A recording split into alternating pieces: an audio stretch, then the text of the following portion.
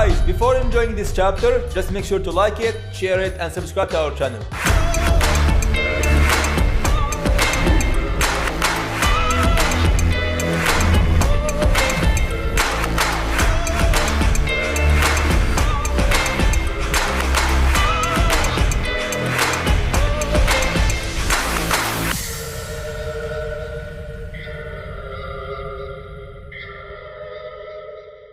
Hello. Hello, hi. So, how are you really doing? I'm doing great. Alhamdulillah. That's such a quick answer. Of course. How are you really doing? I'm always good. I don't like always, Nora. But you... I don't like two words. Always, never. Okay. But why not always is positive? Negative is never. Never is negative. So Nora is never negative? No, I am negative, so obviously. Always. But why I say always good is because you gotta like channel that. If we don't channel that, then it's so easy to like get diverted and not be good. So not being good is very easy. Being good is not that easy. So you have to really put that effort. So Ashan Hek, that's why you gotta say like always good. I like what you said because I think some people, sometimes they'll tease us or they tease people who are positive and say, oh, you're always optimistic, you're always positive. Right. I'm it's like, corny. Yeah, but with all the shit that you go through, if you still decide to be positive, good for you. Yeah, 100%. It's not easy. It's so easy to sit down and complain. Definitely. Because you can sit down here and give me 50 reasons why you should be upset. I think the reason why I avoid that is because I know as a role model or as a public figure, I know there are millions, possibly billions of people watching me. Could be in this interview, it could be on another interview. It could even be on my Instagram, right? Or my vlogs on YouTube. I know everyone's going through something. Like I know there's so many problems and everyone has their own story or everyone's going through shit, basically, like no filter. No filter. And when they're watching someone like me, I could possibly be a source of some sort of positivity or a source of some sort of inspiration or just something to brighten their day, even if it's for 5 minutes. So I don't like to take those opportunities or chances that I have by adding more shit onto people's lives. Like they shouldn't see me and be like, oh, our lives are shit. We're going through so much. She's also going through shit. Life is shit in general. Like, F this, I don't want that. Although I go through a lot of shit myself, but I don't want that to like be me. Like I don't want that to be who I am. I don't want that branding. I want to always try to uplift people because I didn't have a lot of people uplifting me like growing up. And I don't want to be that person for other people. I might not even know you. You know what I mean? You could be sitting somewhere in like Vietnam and watching me. But if I'm even like 1% of that like source of positivity, where I can uplift you even for like 5 minutes, like I want to be that person. Like when I die, I want people to remember me like that, So you'd say that when you were down in certain moments in your life, there wasn't that person that could have been you? Like there was a period in my life, like when I was chasing my dream, where I had that one person that was very uplifting. And like without her, I don't think I would have been able to conquer my vision. But there were times way before, like when I was way back, like in Canada, when I lived in Canada, when I started to try and figure out how I can make my dream come true or how I can find my calling. That time I met a lot of people that were so negative and they put me down, they bullied me, or they could have, if I wasn't sensible, they could have made me become a very, very cynical girl, like someone who would have looked at the world in a very negative way and would have thought like all humans are bad, all men are bad, and all women are wicked. Like that's what could have happened to me. And if I think that would have happened to me, I don't think I would have, did what I did today. I wouldn't have traveled across the world to a foreign land where I didn't know anybody. I didn't have any family ties, no friends, no nothing. And took that up as a challenge and had so much self-confidence and belief in myself. So I don't want other people to feel what I had felt that time. That's what makes sense now. Yeah, definitely. Who are you, Nora? I am a very emotional, hyper person, I would like to say. I don't want to say I'm an actress, I'm a performer, an artist, because that's a plus, right? But who I am internally, I'm crazy. Like, I'm hyper, I'm hungry, I'm so ambitious. Sometimes my ambition scares me because, like, I'll hear myself talking or I'll think some things and I'd be like, why'd you even want to do that to yourself? Like, why don't you just be normal and like go to a beach, sit at home, eat food, enjoy life? Why do you want to do like, why do you want to be a dreamer? You know what I mean? Like, that's a little intimidating. I intimidate myself sometimes because I'm like, why was I even born like this? It just complicates things, but this is me. Like, I'm a dreamer and I'm so ambitious and I'm so emotional. Like, I give you an example. I was a judge on a dance show called India's Best Dancer in 2020. And I would have to hold myself from crying. Like, why am I even crying? I don't even know. Like, they've done a performance, like they've just performed a beautiful act in whatever dance style it is. And I would find something in that would make me cry. And I'm like, what is wrong with me? Or a dancer or a performer on stage would tell his story, right? And I start crying. Like, this is the most emotional thing that's ever happened to me in my life. I don't know. I'm just such an emotional person. And in that specific example, it's because you empathize. You've been there. Yeah, You've been on the other end. But sometimes I'm like, let me just compose myself. Like, let me just be professional. You know, I can't. It's so hard. It's so hard. Yeah, I know. And sometimes I also, like, I'm very hard on myself. So I'll see something, I'll be like, okay, don't be over. Don't do extra. You know, sometimes, like, back in the day in high school, we used to always make fun of the girls that were so extra. Like, you are extra. Like, I didn't want to be that girl, right? But I have just grown to be an emotional person. I see something, I see someone suffering, I see just things in the world, and they make me so emotional and angry. And I remember, like, I look back at when I was growing up, like in high school, I was always that girl, like, who would face other students in our debate. Like, we had debate clubs, and in our social studies classes and stuff like that, we would talk about certain topics. And global topics used to piss me off. Like, I would just be so vocal about it and emotional. And I didn't know how to accept someone else's opinion. I don't know why I was like that. And that fire in me, I'd be like, no, you are wrong. And this is why. Here are the facts. And I didn't understand how someone else couldn't sympathize or have those emotions towards suffering in the world. It used to make me so angry. And there was a point where I'm like, I'm going to become like a lawyer, you know, and I'm going to defend all those people suffering, especially kids. Like, I hate seeing kids suffer. It's like my weakness point. And obviously that just changed and I became something else. But for a moment, I wanted to, like, solve the problem. You know what I mean? I don't know how to explain that. No, makes sense. And there was a moment like that. And then I realized it's too much, like, on me, and I want to just be happy and I want to celebrate. So I think mentally what I did was I realized the suffering in the world and the hypocrisy in the world, especially within the cultures that we have and the different nations and tribes, etc., etc. I like the political way, diplomatic way. Diplomatic way, and because as much as we want to run away from that, but that's, like, deep rooted in our lifestyles globally, right? And it affects. It's a ripple effect.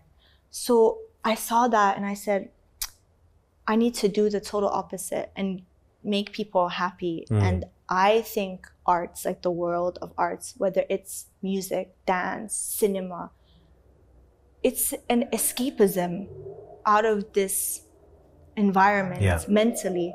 You can, like, for example, I could be so sad or so, like, upset with what's happening, and I see someone dance. And it could be such a beautiful dance choreography with, like, this kind of music. It could be any style.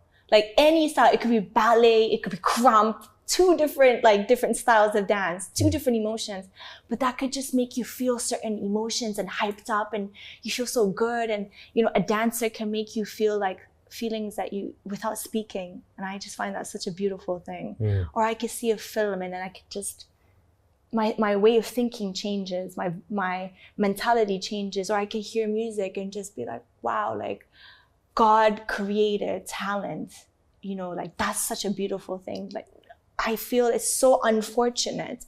What makes me so upset and why I'm very vocal, like if you see all my interviews or anytime I have a platform to speak, I always speak about dancers. I always speak about music, art, because unfortunately, the idea of art has been suppressed in a very in a smart way. I don't know how, but through so many ways, like whether it's through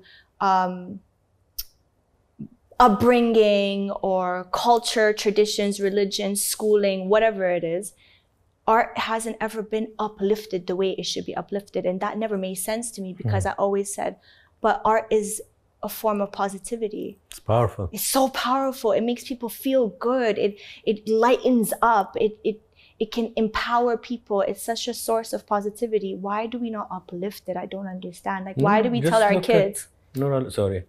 Look at sports, music, movies. The most popular people online or in the world come from these fields. Why? Because you don't need a language. Yeah. I can listen to an Urdu song and I just like it and I'll save it on my playlist. Yeah. I don't need to always it's understand. Power. It's so you said powerful. something, why do we tell our kids? I said, why do we tell our kids like you can only be like a doctor or you could be a lawyer or a teacher or I don't know, like why do we only say That's that? old school thinking now. Yeah, but it's funny, I used to think it's an Arab thing. No, it's Arab Asian and African maybe. It's everyone. Yeah. Like to be very honest with you, I traveled the world. I have multicultural friends and everyone's got the same story. It's because Nora, the generation of our parents and our grandparents had limited jobs. Yeah. It was engineer, doctor, lawyer, things like that, and that equaled stability and success. So you can't blame them for being programmed that way. Yeah, they didn't know better. Now, the next generation, us and the kids and the kids, they know you can be a professional footballer or a dancer. Right, yeah. You can earn a living probably better than a doctor. We know now, obviously, but there is a stigma attached. Yes. Whatever you want to say, you can say, I'm open-minded, I'm liberal. There's a stigma attached. And I want to work towards removing that stigma. Because 1 + 1 is 2, right? So how is something positive and uplifting and powerful can have a stigma attached? It doesn't make any sense to me. And everybody's watching, but they'll still make fun of it. It doesn't make sense. Like this is so funny. I've met certain fans or admirers, let's say admirers, that are like, I've seen all your songs, I've seen all your choreography, that hook step is my favorite thing, this film that you did this role, this scene was my favorite. But they're the same people who tell their kids never be a dancer. You can't. No. Yeah. Can be as far as you can't wear a certain outfit or you cannot dance in a certain song or a certain style. That's hypocrisy. Very contradicting. It's hypocrisy. Very. And we have a problem. We have a big problem. It's hypocrisy. And I faced it in my family also, and I faced it in the places I lived. And I just couldn't accept that.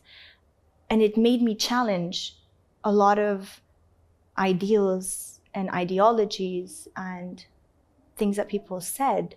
It made me challenge a lot of men that I came across, whether it was men in my family or men in my workplace or just men I came across in terms of the journey that I had from Canada to India to becoming, a public figure and traveling globally to do work. I always would bump heads with men, always. And I didn't understand, I would say to myself, why are you looking for problems? Can't you just be normal and don't pick on certain things? And I just... It's you. It's me. You should not stop saying normal because normal is boring. It's like vanilla ice cream. Basically. You need to be chocolate chip or but you know what? I'll tell you where this comes from. Growing up, me and my mom, we used to bump heads because I used to always argue But why is it like this? She'd be like, Khalas, why are you asking why it's like this? It's like this. But I'm like, no, but I want to know why it's like this. So my mom would be like, why you want to be so difficult and like, just live normally and stop asking, be a good girl. And I'd be like, no, like, it just doesn't make any sense. And that's probably from my childhood. And then she'd be like, be normal. Absolutely. You know, so that's stuck in my head. I'm like you. Yeah. If something doesn't make sense, I can't just be okay with it. Yeah, and I get like explain angry. To me. If it makes sense, I'll shut up. I'll be convinced. Right. No, this is a little adab. But to tell me, no, don't question. Just stay quiet and go with the flow. Right. No, this is like considered rude. Yeah, I know. And your upbringing is wrong. So how was your childhood? It was so, what's the word? Like, I want to say it was like a roller coaster. And then there was a point where I was very upset about like how my childhood was. But now as an adult, when I look back, I'm like, a lot of the things that happened in my childhood was necessary for it to build me into who I am today, in terms of my mentality, the way I view life, the way I feel, like the emotions that I have, my ambition, and just becoming like Nora Fathi, who I am today as a human, was because of like my upbringing, my childhood, the things I went through, the things I saw, the things I heard, the feelings I felt. And I think my struggle was always with my culture. I think it was almost like I didn't feel like I belonged. It's the problem of that whole melting pot idea of you take like two people who come from a background like immigrants and they go to a different part of the world, and it's always like going to the West, and then you have children, and then the children grow up in the West, and it's just like, I don't know if you saw the show Rami. Of course, it's like that. Yani, I saw Rami and I laughed and I cried and everything, because I'm like, oh my God, I went through the same thing. And a show like Rami is so important. It's very important. So important. Everywhere I go, I'm like, hey guys, watch Rami, watch Rami, watch Rami. Even though they may not connect to like Muslim Arab in a Western country, but there's some subliminal lessons that can be learned. And I went through that. Like, I struggled so much to live in a Western country, being born in a Western country. And then you go home and it's like something else. It's a different way of teaching and upbringing. And then you go to school and it's something else. And then you mix with different people and it's a cosmopolitan environment. And you have friends of different religions and different backgrounds. And you're a sponge. You suck everything as a child, you know, and then you go home and it's something else. It's like, la haram, haram, haram, don't do this, and then you're just like, okay, and then you leave the house and everything is normal. It's another level of confusion. Yeah. And you really, like, there was a point, Anas, I'm not even gonna lie, I didn't think I belonged anywhere. I didn't belong in Morocco because I was never born and raised there. And Morocco, like, my Moroccan family, like my extended family, whether it was like grandma, grandpa, aunts, uncles, cousins, they lived a different life. Their mentality was different. We used to go there only for vacations, you know, and then I would talk like in my language and they like, it's like, she's like the foreigner, because obviously like you'll never sound like a local, right? Like Correct. You always have that Western angle to you. Then when you're in a country like Canada or America, you're never really Canadian, you're never really American. It's like, where are you really from? You know, I'm like, I was born here. Yeah, cool, but where's your parents from, right? So you're just like, how does that even matter, right? This is for me, this is where I am, this is my home. But they always want to question your identity. And then I made things worse. And I left Canada, I went to India. You know, even that I added like the layer of complications to my life. And the thing is, like, growing up, I always had this identity crisis. Like, I didn't know what I am, who I am, but I knew one thing. I like to dance. I like to act. I like to go on stage. I like to perform. I like to make people laugh. This much I knew. I didn't care what language the music was in. I didn't care what style of dance it was. When we were in high school, we'd have like these heritage months. So February was African Heritage Month, and like March or April or something like that was Asian Heritage Month. I didn't care. I'm like, I will be the first one to celebrate whatever culture it is through their dance, music, whatever. Like Asian Heritage Month, I was the first one to do Indian dances. in like whatever Indian song it was. Even though at that time I didn't understand Hindi, I didn't know what the lyrics were saying, but I'm like, get me a lehenga, get me a sari. I'm doing those moves that I see in like those Bollywood movies. That's gonna be me. Then we had a lot of Indian girls in my school. Like they could have been up and center on stage, but I didn't let that. Like I'm like, that's me. Like move. This is me. Don't even come in my like space. And then African Heritage Month would come, and the African girls would be like, you're not African, you're not black, so you can't celebrate it. I'm like, no, but I am African. I'm North African. Morocco's in North Africa, so technically I'm black. So it was the same thing as one episode in Rami where he was telling his friends when they were kids, he's like, I'm technically black because Egypt is in Africa. Yeah. So I was like, oh my God, that happened to me too, you know? So identity crisis all over the place, but I always knew like where I belonged, which was in the art world, the entertainment world. And how do you belong there when it's not even encouraged? You know, like you go home and it's not encouraged. What are you doing? No, you can only be like a lawyer or a doctor. Or like, I could tell you one funny story. And like, obviously when I tell you these stories, my parents didn't know better. You know, like any other second generation immigrant family, they had a fear of two things. They feared that they were gonna lose their culture because they live in a Western country and their kids are gonna like become Americanized or Canadianized. And that's like the most embarrassing thing.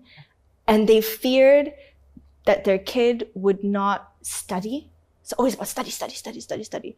They wouldn't study, they wouldn't graduate, and they wouldn't get their like master's or PhD or whatever, and they wouldn't make the family proud by being that doctor or being that like, I always say doctor, lawyer, and teacher because that's the only thing they kept saying. They never even said plumber. And yet if they said plumber, I'd be like, you know, at least like, they care about I love it. you know, but they didn't care about anything else except these three things. So I used to like I remember once I was watching a film with my dad. I think I was like 7 or 8. I don't even remember the age, but I was really young. And we were watching Jackie Chan films. And my dad used to be obsessed with Jackie Chan. So was I. Because we used to own, that's how me and him used to bond when I was really young. And there was like a girl in that film. And she was like interesting. She did the scene really nicely. And it was so emotional. I said, oh, wow. I want to become an actress one day like her too. It just came out of my mouth, right? And my dad just turned around. He's like, don't ever say or think that again. And, you know, I was scared when he said that, you know, and he said it really like in that father tone, you know, I said, oh, okay. And fed and like, really, I never said it ever again in front of anybody. I don't know. He scared the living lights out of me. How was the relationship with your parents? So with my dad, it was a very awkward relationship because when I was very, very young, I would say maybe 5 years old, 6, 7, 8, he was there and we bonded through like watching films or something. But he would never ask me like, what do you want to be when you grow up? What do you enjoy doing? It was never like that. It was always like, let's go to the candy store, we get candy, we come home, we watch TV. That's it. We didn't have open communication. And then, you know, the divorce between my mom and dad happened. So he disappeared. So we didn't really see him at all. So I think I lost out many years of being able to kind of bond with my dad or have a certain relationship with him due to the divorce. And I was with my mom constantly. So I think that must have had a certain effect on me because... How old were you?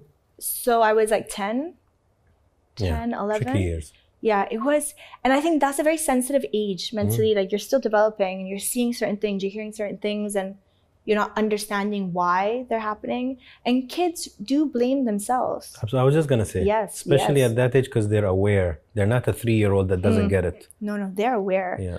And I think I had, like my brother is younger than me, he's 4 years younger than me. And I felt bad for him. Like I didn't feel bad for myself because I had like, I was looking at him like, oh man, like I'm feeling bad, but like imagine how he's feeling. He's so young. He's like 7 at that time. So I think, which goes back to me being an emotional person. Like I think of other people's emotions and I feel other people's emotions and I empathize with them. So I would look at him and I'd be like, oh, he's just so young. Like, what is he feeling? He didn't care. He's playing like PlayStation. He's playing like his video games. that age, I don't think he understood what was happening. He's like, oh. And some people also translate emotions differently. Yes, I think so. Maybe not like you. Like we so... expect people to express like we do. They don't always. Yeah, definitely. Some of them become more introverted. Some of them become... And he did. He became introverted. Yeah. And I was thinking he maybe didn't care. But actually, maybe I didn't understand the introvert emotion until off late, like recently. So I think I went through like a lot of... I was really angry at him, like my dad, for like not being there, because I feel like there was a moment where I blamed like myself as a child, and then I grew up, let's say age like 16, 17, 18, and then I just threw the blame on them, and I'm like, no, like why? You know what I mean? Why did you guys have to do that? And then, you know, you see like families who are together and happy, and you're like, well, how come I don't have that, you know? But now as an adult, I understand things. I understand relationships don't work out. I understand people have to find themselves and they have to find their future. And now I understand these things very well. And I don't blame them at all for the divorce. It was necessary. Khalas, like it had to happen. But when you're a child, you don't understand these things. Correct. You just like understand whatever you're feeling in the moment, and you're selfish. That's it. And I was very selfish. I'm like, we're not aware enough. We're not aware. Today, I understand everything. You know what I mean? And I think I'm so excited to have a family because I want to like make up for all the things we didn't have or experience. I want to do that with my kids, and I want to do that with my family. Yeah. So maybe it was good that I had to go through that. You know, maybe like I'll be able to enjoy whatever family I will have in the future, inshallah, much better. And I won't take advantage of it. I won't take it for granted. But what happened, like when they divorced and whatever I went through in my teens and then in my early adulthood, had to happen to develop me as whatever hustler you want to call me, or someone who can take up a challenge and make her dreams come true. It really molded my personality. And if that didn't happen, I would probably be sitting somewhere in Canada, chilling, going out with my friends, having the good life, whatever. Yeah, okay, cool. Not being really ambitious. But something had happened in the time between my parents getting a divorce, my dad not being around, my mom getting married again, me moving to Saudi. I moved to Saudi for 3 years. In a really like fucked up time. Like I moved to Saudi when I was 13, 14, 15. Like no teenager wants to go to Saudi at that time. Your life is so many different ecosystems. Yeah, ecosystems, environments, cultures, circumstances, and just hitting me left, right, and center. And I'm a sponge. So I'm just sucking everything. Wow.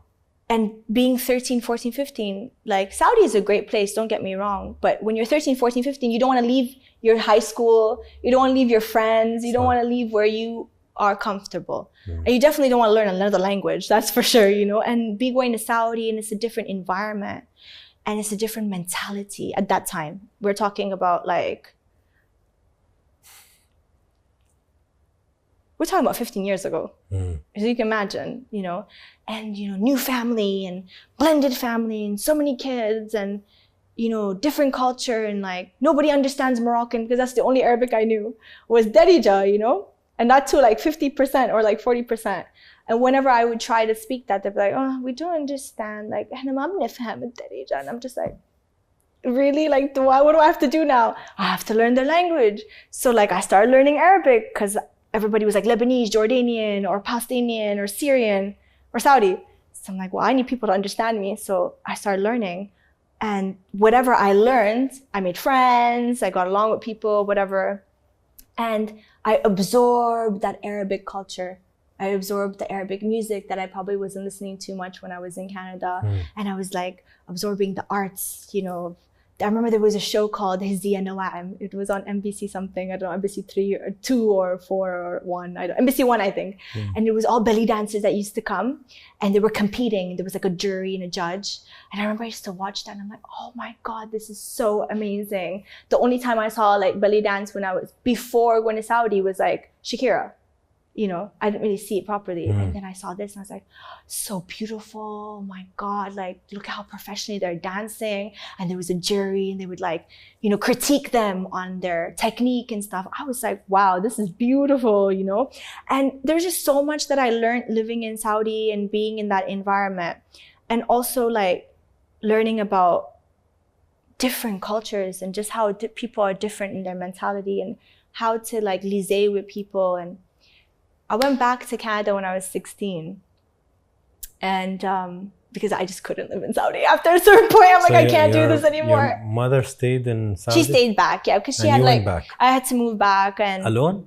With my brother. Okay. Yeah, we both moved back and reconnected with my dad. And I thought, let's just try something now. I reconnected with my dad and stuff, and went back to high school. And I created a new life for me in high school. Like, I wanted to be the most popular girl in high school, and I should be popular, and then I should have like my little clique of friends, and we should be like the most popular girls in school. And the mean girls? A little bit.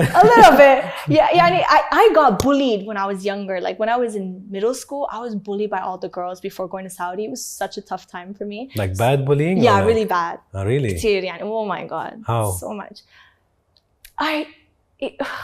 Gosh, it's so funny. I was a little skinny, scrawny girl who wanted to like dance too, because like in middle school, all the girls danced. And when we were 11 or 12, the girls started developing, like they were having bodies and stuff. And I was still this little like wall, So they used to make fun of me because I was skinny and I was trying to like do like certain dance movements like them. And they'd be like, ew, like what is she doing? And they'd just push me into a locker. Or like, I remember one day they did like a little troupe, a dance troupe, and I used to watch them from a door in the cafeteria, and they would be dancing, and I'd just like come like, hey guys, can I join you? And they'd just look at each other and start laughing, like really mean things. And then they'd be like, can you like F off from here? Thank you. And I'm like, oh my God. And then I would leave, and then I would go home and stand in front of a mirror and turn on like Beyonce and Shakira and like all these people and start like learning moves in front of the mirror, and I just do it again and again and again. And then I would think I'm killing it. And I probably wasn't, because when I would go back to school, they make fun of you. They make fun of me. Like at one school dance we had, the school got a DJ, and we did a school dance in the gymnasium, and all the girls were like in a circle dancing, and they could dance like naturally. They were just such good dancers, and they had swag and everything, and I was hungry for that. So you were never a natural dancer? I mean, I always thought I was. Okay. But maybe they just like were bullies. Like, are you the type that was born with it, or you think you naturally trained to become that? I think I was always born with rhythm and with being able to pick up moves. And then honing that skill. And then as I grew up, I just increased the technique, increased. Technique means in front of the mirror, whatever I could see on YouTube. Yeah. And for some reason, I never understood why I had so much confidence in myself. I didn't understand. I would go to the school dance, and I would try to like come in the circle with them, and everyone's hyping everybody, like a cipher. And I'd wait for that turn for me to jump in, and then I'd jump in and do like that one move I learned from Shakira, like that one hip move. And they'd be like, what are you doing? Boo, all that shit. So embarrassing. But you keep doing it. I kept doing like a crazy person. Well, I respect that.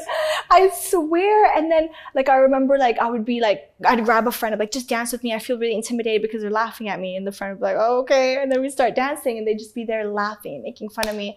But wallah Anas, I didn't care, because the next time there was a school function, I'm on stage dancing solo. They didn't understand Arabic dance. They didn't understand belly dance. I still danced. I remember once I danced to Amar Diab's song on stage. I was like 12. And I wore this like white salwar kameez, which is like an Indian outfit. And I put like the scarf on my hip, and I came in running shoes, and I'm like, play my song. And there was like 2,000 or 3,000 students. And I just started dancing to like Amar Diab's song, that song, Wala Ala Balu. I know his song, but I don't know the it's a names. very old song. Yeah. And I liked it because it had this like, this beat. I said, oh, this is so hip. And I mixed it with Britney Spears' Toxic. And I went full on, and everybody was like, okay. I think they started respecting me after that. Maybe. Shway, yeah, a little bit. And then like after that, I would just, and and it's so funny because I knew my mom knew that I really liked doing that, because she'd come to school and see me perform. And she's like, you did good. But you're going to be like a doctor, right? When you grow up, none of this stuff. This is just for fun. Yeah, for sure. And I'm like, yeah, definitely. Then run in my room, lock myself, and, start looking for people, and Beyonce's song Crazy in Love came out, and she did that move. And I was like, oh yeah, I'm learning this move, and I'm going to school, and I'm going to do this move. And I remember I learned it, and standing in front of the mirror, I'm just like, oh shit, it's coming. I remember once I went to school, and I went to this girl, I was like, you always make fun of me because you think I don't know how to dance, watch my move. And I did it in front of her, and they started laughing at me, and they pushed me, and I literally fell. It's like the movies, how you see they bully. It's very much like like movies. that, كتير. And it was so like, I don't know why I didn't stop. Like, it should have made me... The drive, your drive and hunger was higher than feeling embarrassed. Isn't that crazy? I think so, because it's like, let's say it's like a video game, and your life bar for hunger is way higher than, oh shit, I got embarrassed. If it was like this, first time you get embarrassed, second you're like, fuck this. I don't want this feeling. I don't like it. But because your hunger was always higher, and the drive, you didn't give a shit. I wouldn't say you didn't give a shit. It would bother you, maybe a bump. Yeah, I cried but you come a lot. back. You come back. كتير, يعني, a lot of times I cried because they were intimidating girls. You know what I mean? And so, you're young. I was very young, and that's the time where, your psyche gets really, affected, and it develops your personality, whether you're going to become an introvert or you're going to become a bully yourself, or, so when I did eventually go to Saudi, came back from Saudi, and now I'm in high school, I'm like, I'm flipping the script on everybody. Everybody's going to get it from me. So I just wanted to conquer everything. I wanted to conquer my studies. Yeah. I wanted to be all the teachers' friends. I wanted to be the teacher's pet. I wanted all the cool girls to be my friends. And that's eventually what I did. And it's really funny because we used to wear high school uniforms in school. Yeah. I'd be the only one who would come in jeans and heels. Like, Nora's coming down the hallway, because the heels go tuck, tuck, tuck, tuck, tuck. And I'd have this cardigan tied up, hair long, and I'd always do this like eyeliner and this really fucked up eyeshadow. I don't know. I thought I was a shit. And the teachers used to say nothing to me. They accepted it. Yeah, they're like, it's okay. It's Nora. And all the girls and the guys are like, it's Nora, it's cool, whatever. I just felt so entitled, and I think I gave myself entitlement, ambition, and self-confidence, and I don't know where that comes from. It's not like I come from a family where they always uplifted me. That's what I was thinking. Two things. One, you didn't tell me how your relationship with your mother is. You just told me your father. Yeah, my mom, I love my mom so much, and my relationship with her is great right now, but we had like a rough patch. And it's very normal because, first of all, when you're growing up in your teens, everyone's relationship with their parents is always rough in their teenage years, because we're trying to rebel, we're trying to do so many things, we're trying to find ourselves, and they're getting scared. They're trying to like just bring you down and box you up, because they don't know whether you're going to like go astray, or you're going to go and do things that you're not supposed to do, or you're going to come home pregnant. You know what I mean? You just never know. So there was a clash between me and my mom a lot, because I was so hungry to find myself and hungry to do so many things. Like I said, I'm so hyper, and she was fearing a lot of things. And when you live in a Western country as an immigrant, the fear multiplies. Yeah. Like, I would go to Morocco sometimes and I see the girls living their life, and their moms are cool and everything. And I didn't understand why immigrant parents were the total opposite. And it's just fear of losing the morals and the values and the upbringing. So I found me and my mom clashing a lot. And I think the divorce also affected me in her relationship too, because I was a very jealous child. Like, I was so jealous. When she got married, I was so jealous. I was so angry. You're smiling. Why are you smiling? Because I like how animated you are. But it's like, true. I can see the intensity. I was. And I just like, why? Why you have me? You have my brother. Why do you need someone? Yeah. Now I understand why, of course, as a woman. But that time I was so jealous. Yeah, because it's about, like you said, it's about us. At that age. Yeah, definitely. I don't want to share my parent. Or, never, I didn't want to share. Funnily, I met somebody who's probably was in their 30s or 40s. And she goes, can you believe my mother wants to get married now after being single for so many years? Me and my brothers are against that. And I'm like, you're fucking selfish. And she's like, what do you mean? I'm like, do you love your mom? She goes, yeah. I'm like, do you want her to be happy? Yeah. So why are you blocking her from love? Just so she stays the way you want her to stay. Yeah. And she's like, And I'm like, exactly. do you want if you truly love someone, Nora, whether it's an ex-boyfriend Yes, or an anybody, ex-husband or a friend, ex-friend, anybody, yeah. Love is not selfish, it's selfless. Mm-hmm. When you see somebody who breaks up with somebody, it's like, I hope they have a shitty relationship. That's not love. Of course. This is spite, It's hate. vengeance, hate. Oh, but I didn't understand True that love? at that age, yeah. You're like, you know what? I'll step on myself and my ego. I just hope they're happy. That's it. You have to just hope for someone to be happy. Yeah. But I didn't understand that. Yeah. I didn't. I was Yeah. 13, 12, Yeah, you whatever, can't. you know. Fine. And I was like, no, this is just ruining my whole plan. You know, that's all I kept thinking.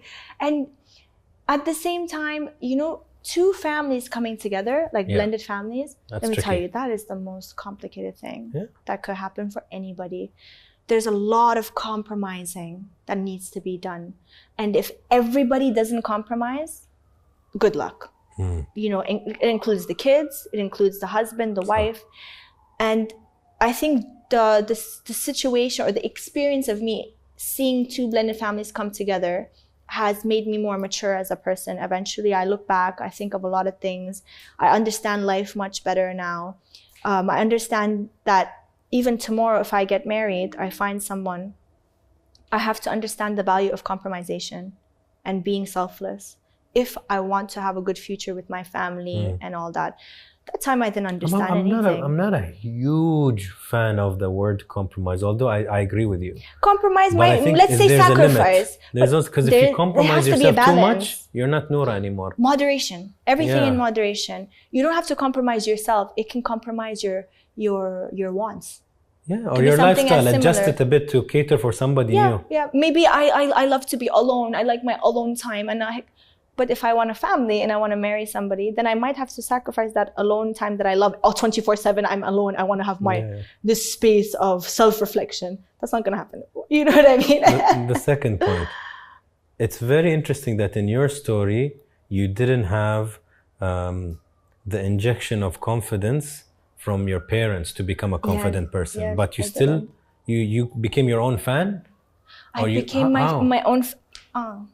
Actually, yeah. It's tricky because, like, I didn't did you have a have best friend anything. that would always spur Not you at on? that time. No. So how would you do that? So how would somebody that their parents... There was always outsiders that had confidence in me. I'll give you an example.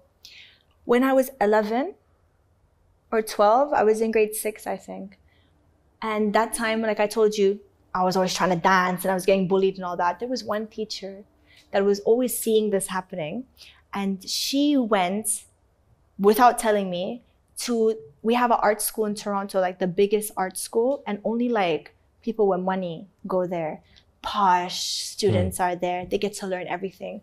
They get to learn singing. They get to learn drama, theater, instruments, the violin, whatever it is, gymnastics. That's like the overall package. That's a dream come true for someone like me. And she went and she spoke to that school. And because of, anyways, the school we went to, everybody was from low-income families. We were in the ghetto. We lived in the hood. Everybody knew that. So she knew if I wanted to go to a school like that, my family wouldn't be able to afford it regardless. So she spoke to the school and she showed them some stuff, some whatever. She told them about me. And she literally got a scholarship for me for that school. Nice. So all I had to do is take that paper to my mom, and all she had to do was sign it. And the next year, I was going to start with them until I'm 18. Wow. And 1, 2, 3, 4, 5, this would be like 6, 7 years of that much of education that could have made me a more stronger performer today, a more stronger artist today. And I went to her, and I will never forget this. And I don't think I have ever said this to anybody in any interview. I went to her, I said, Mama, it's this. All you need to do is sign it. And I will be in a prestige art school. She said, no way. No. We don't do this. We don't have this stuff. You will study math, science, and all these subjects, and don't ever show me this garbage again. And I was begging her. I remember for 4 days, I would come downstairs from my room. I'd be upstairs just working on what am I going to say to her? What's my speech? To convince her. I will convince her. And I'd come down. No. I'd kiss her feet, beg her, please, Mom, please, no, don't come and ask me again. You come next time, I'll rip it in your face. So khalas. And I went back to that teacher. I don't remember her name. I said to her, my mom said no. You know, she had tears in her eyes. She was so hurt. She's like, why? And then she's like, I'll talk to her. My mom's like, no, we don't do this. She's like, no, but she has potential. So I think me seeing that and hearing that other people are saying I have potential and they see something, it means something. It has to mean something. Otherwise, like, why would someone even care? I'm not their daughter, you know? Mom's like, I don't even want to hear about this. So that's it. It's gone. And I took it as a challenge. It's okay. I don't need to go to a prestigious school and learn. I will teach myself. Whatever I find, some open door, some free, 1 day a free trial workshop or some free activity in school, after school or something, I will do everything. I will learn everything and I will figure it out. Something will help me figure it out and I will become what I want to become.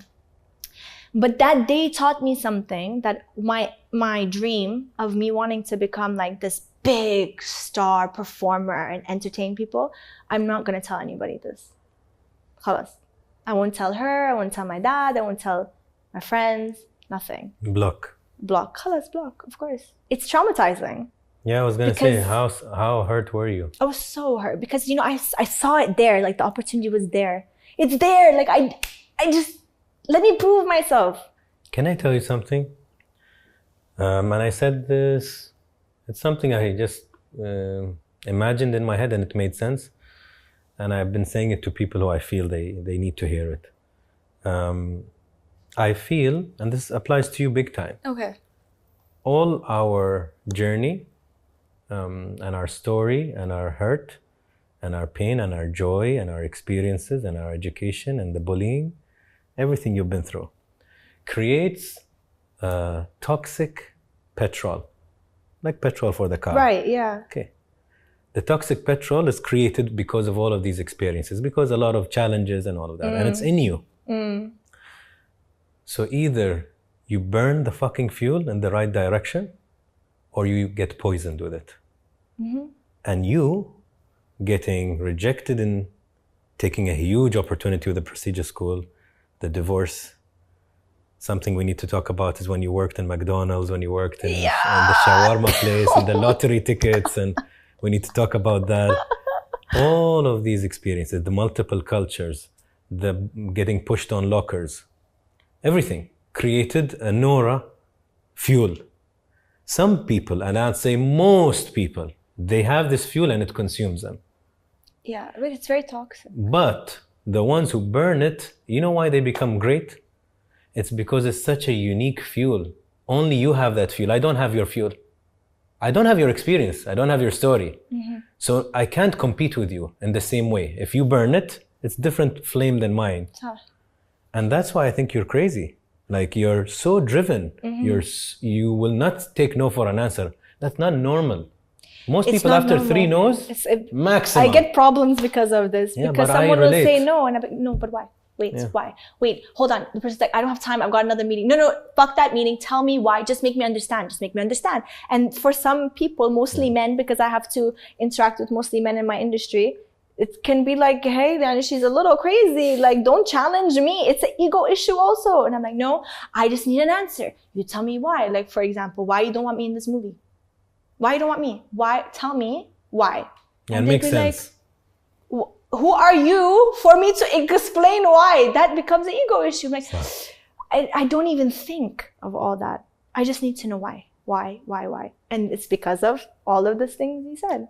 The point I mentioned about you working these many jobs, you did them at 16 years old, if I'm not mistaken. Yes, high school. Yeah.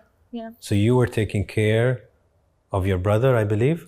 Yes. Why? Why were you in this situation? So it was a certain circumstance that it was not in my control. بصراحة يعني, we came back from Saudi to live with my dad, and we did live with him for about a year, and it just didn't work out.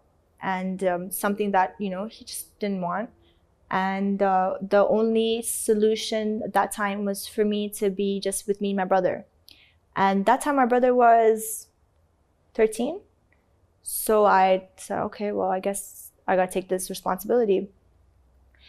And I think as a girl / becoming a woman, whatever you want to call it, we have the ability to just put ourselves aside and look at the situation and decide, what am I going to do with this situation? And we know how to take responsibility very well. So I'm looking at this kid who's 13 and I'm like, okay, like I got to make the best out of this circumstance. And I have this thing about me, which is from my childhood. I don't know if it's good. I don't know if it's bad. I constantly need to prove you wrong. I need to constantly, next year when you see me, you're going to see me much better. And you should say, oh man, I really didn't understand this girl, or I should have given her a chance, or I should have believed in her. I have this complex. It's very weird. I have it with everybody, with a family member, with a friend, with an ex, with a coworker. I always have this ego issue that you took advantage of me. You didn't believe in me. Absolutely. You thought I was shit, or you thought I was nothing. Now you see what I'm going to do. Maybe that's helped me grow. It adds to the fuel. But it's toxic. It is. It is, because I'm always like, yani, al-hugra, you know what al-hugra is, right? I always feel like, someone has done me wrong. And yeah, there are a lot of people who did. Did you watch The Last Dance? I did, yeah. You saw how Michael Jordan imagines that somebody says something bad to him, and then that spurs him on to... Yeah. But to beat them. It's a great way of pushing yourself, but it's also toxic, because sometimes maybe it's not the case. But I'm thinking like that. Yeah. And why the person said no? What's wrong? Does he not think I'm capable? Does he think I'm not talented enough? It's fucked up. But you know what I mean? But it's from a younger age, you know? So when I found myself, it's just me and my brother, I was like, well, I can't have anyone think that we as kids in Canada are going to go the wrong way. That he's going to end up being with a gang. Because I lived in Jane and Finch. Anybody Googles Jane and Finch, it's the hood out of all the hoods in Canada. It's the most aggressive, rough area. All the guys ended up dealing with weed or being involved in a gang or killed. All the girls ended up being pregnant or with like a gang member, or it was rough. You know what I mean? Like, thankfully, my friend circle, alhamdulillah, like we were all tight and good. So everybody ended up having a good future and everybody had a good head on their shoulder. But most of them didn't. And I knew when people found out that me and my brother are alone now, they're all going to talk. They're all going to say, she's going to do this, she's going to do that. The kid is going to end up like this. I didn't want that. So I told my brother, I said, you're going to focus on school. And I'm going to do whatever I need to do to make sure that we have a roof over our head, we have food, and we are well taken care of. And, we were living like in a one room, just me and him, for like a few months. And then I was like, we're not staying here. We need to elevate. We need to like level up. So from that, obviously I was working at McDonald's and I was working at a telemarketing place, which was really funny because I used to harass people. Like my job was cold calling. I would call someone and sell lottery tickets to them. And I felt bad for them because they were all old people. And I'd be like, hi, sir, what are you doing today? And then he'd be like, who is this? I'm like, listen, I got an opportunity for you. You cannot miss this. Today we're selling these lottery tickets for, and a lot of people used to hang up on my face. And I used to get so pissed because I'm working on commission here. I need to sell lottery tickets. And whatever, like I did whatever I needed to do. And that obviously elevated my communication skills because now I look back, I'm like, wow, like it helped me a lot. And not taking no for an answer. I never took a no for an answer. And then, wait, sir, don't hang up, wait. And then he's like, you know what? You sound sweet. I'm going to give you 5 minutes of my time. And I'm like, all right, you're never going to regret this. Blah, blah, blah, blah. I don't believe in gambling. I also don't believe in lottery tickets, but I had to do what I had to do. It's the hustle, and I'd be like, haram, I felt so bad. But then, I do my shift there. And then I used to, before that, I was working at a men's clothing store. And I was like a sales associate, and I was only like 16 at that time. And it used to be next to my high school. So I'd finish school, like run to the mall, get dressed, do my shift, and then go back home. And that was interesting because I used to see men come like really like insecure about themselves, didn't really have confidence. They'd be like, hi, I'm looking for a suit. I'm like, I have the best suit for you. Come with me. And then, just put their suit on like that. I'm like, look at you. You look amazing. Like, you wow. should buy 3.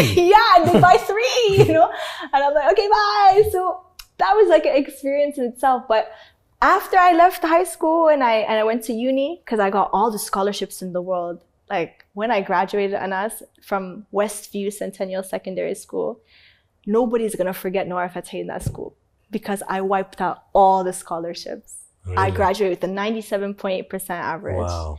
And mashallah, like all the teachers were so proud of me. Like till today, I have relationships with my teachers. Like I have a teacher, his name is Mr. Jones, and he was my business subject teacher, and we still chat like all the time. And whenever I go to Canada, I meet him. He's like, "You're my favorite student." I was like, "I know." I took all the scholars, and I went to York University, and I was like, in the yearbook, that in the end of the year, like when we graduate, we write what we want to be. Yeah. So they gave me the yearbook. They're like, you got to write under your picture what you want to be. And if there's anybody in the world who finds that yearbook, just let me know. Tag me on Instagram. I don't have it anymore. I was gonna write, I want to create history. I want to break records. I want to be the first to do something. I don't know what it's going to be, but it has to be, Nora fathi was the first to do. And then I remembered that thing that I told myself, I'm never going to tell somebody what I actually want to do. So I wrote lawyer. Interesting. Yeah, I'm never going to forget that because I went, no, nobody's going to know until I do it. I like it. Yeah. How did you jump all the way to move to India?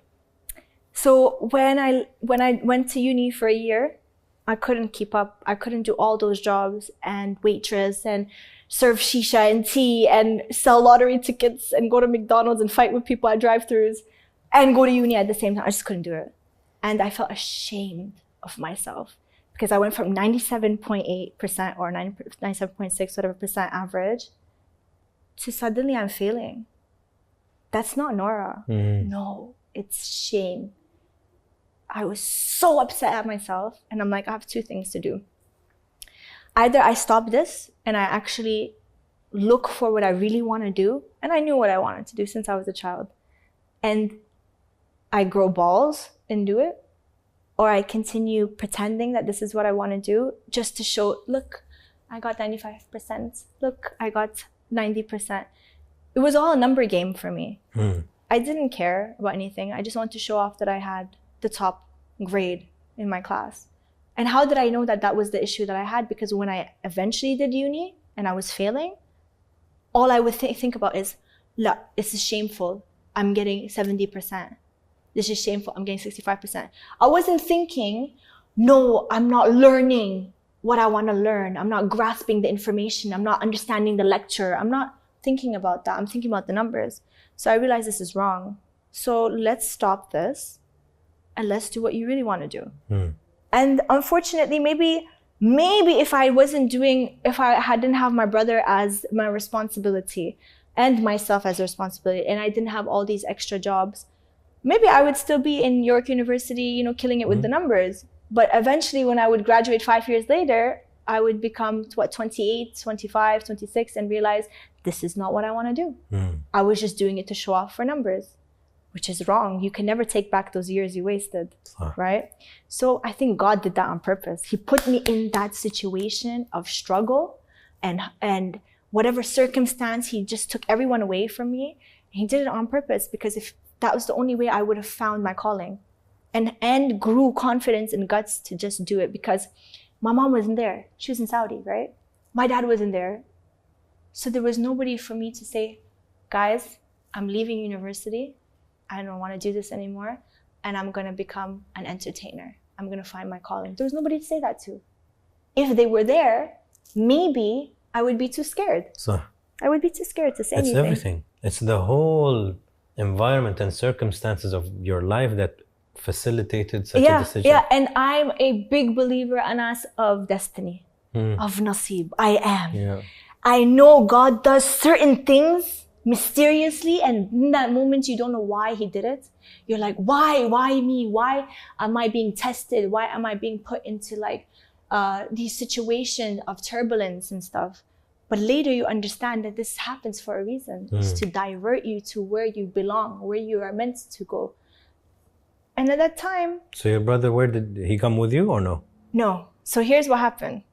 So my brother is finishing school. So it's about a couple of years of me doing this hustling. And bصراحة, I was really tired. I'm sure. تعبت.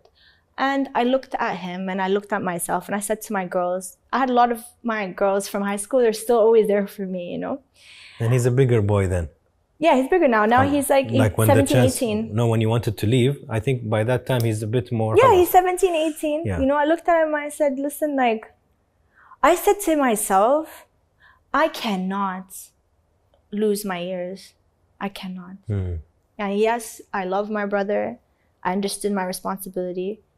But it would be so wrong if someone like me who had so much potential, we're not repeating the same thing that happened when I was 11, 12. I'm not doing that again. This is another chance for me that I'm independent now. I don't really have a lot of restrictions for me to just run and just look for myself and my future. That's all I kept thinking. And my friend said, you know, you're right.